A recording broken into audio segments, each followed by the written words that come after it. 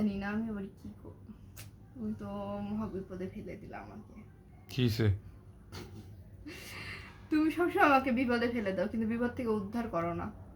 কখন বিপদে ফেলাম? উদ্ধার করো, যে তোমার ঝোড়া তালি দেওয়া থাক ডট ডট ডট আর বললাম না, সেগুলারে উদ্ধার করো।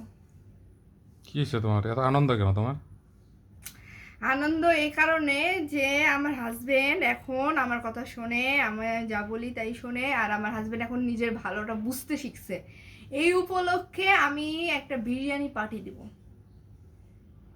সামনের শুক্রবারে আমি নিজে মুরগি কিনে আনবো, পোলার চাউল কিনে আনবো, নিয়ে আসে নিজে পোলাও বিরিয়ানি করে আমার বাসার সামনে যে কয়জন রিক্সাওয়ালা মামা বা যাদেরকে পাবো তাদেরকে দিব তারপরে এই উপলক্ষে। সিরিয়াসলি তাই। যদিও আমি অনেক কিছুই দিই, বাট আমি কখনো ভিডিও করি না বা জানাই না।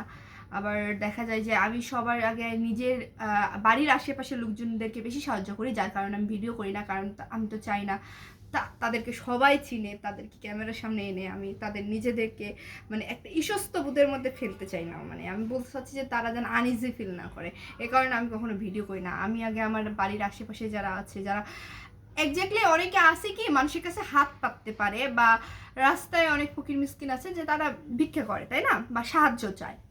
বাট আমাদের আশেপাশে এমন মধ্যবিত্ত আছে যে যারা সাপোজ ধরো যে খুবই নর্মাল কাজ করে, যেটার মনে করো মাসিক স্যালারি 2,000-3,000 টাকা। তো এই 2-3,000 টাকা দিয়ে তো আর একটা মাস চলা সম্ভব না। সো আমি এই ধরনের ব্যক্তিদেরকে বেশি সাহায্য করে থাকি, যেটা সত্যি কথা। এখন দেখতেছি জানি সবাই সাহায্যের ভিডিও দিতেছে, তো অনেকে আবার বলতেছে যে আপু আপনি তো অনেক টাকা ইয়ে করেন, তো আপনি দেন না কেন, কাউকে সাহায্য করেন না কেন।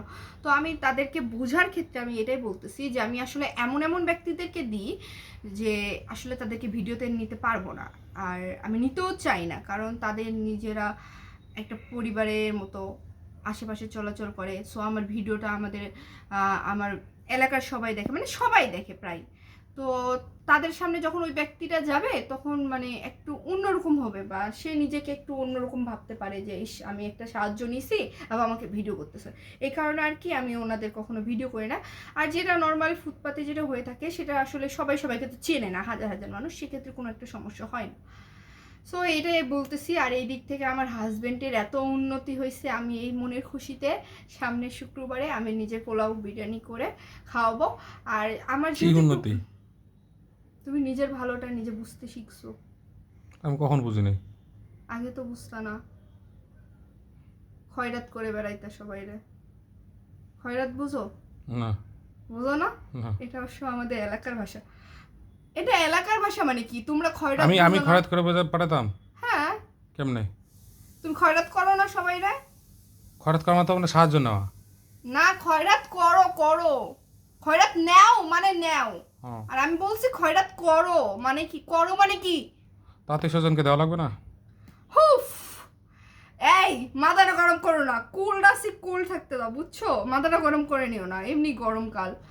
তো ঘটনা হচ্ছে এই উপলক্ষে আমার একটা প্ল্যানিং আছে যে আমি সামনের 2-3 দিনের মধ্যে একটু দেশের বাইরে যেতে পারি। যদি যাই তাহলে তো গেলামই, আর যদি না যাই তাহলে তো এখানে দিব, আর যদি যাই এসে দেন দিব। যেহেতু একটা নিয়ত নিতেছি, নিয়তটা ভালোভাবে নেওয়া উচিত। কারণ এর মধ্যে দুটা প্যাচ হচ্ছে, একটা হচ্ছে হয় দেশের বাইরে তো যেতেই পারি, মানে 2-3 দিনের মধ্যে, এটা কনফার্ম। সো আমার একটু লেট হতে পারে, সামনে শুক্রবারে পরে শুক্রবারও হয়ে যেতে পারে। এর জন্য আই এম সো সরি, আমি ফার্স্ট একটু ভুল বলে ফেলছি।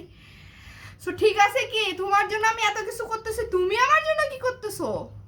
Bye bye. আচ্ছা বাই।